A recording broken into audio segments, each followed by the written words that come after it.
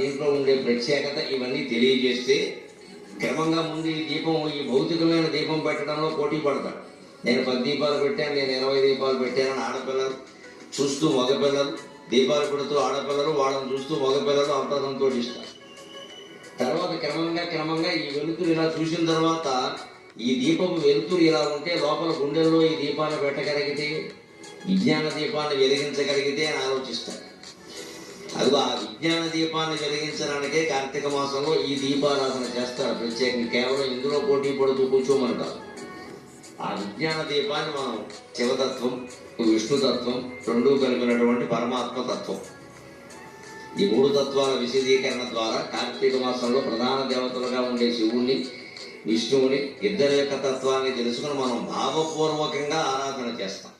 అన్ని ఆరాధనల్లోకి మనపూర్వకమైన ఆరాధన, భావపూర్వకమైన ఆరాధన చాలా గొప్పది వస్తువులతో చేసేదానికంటే.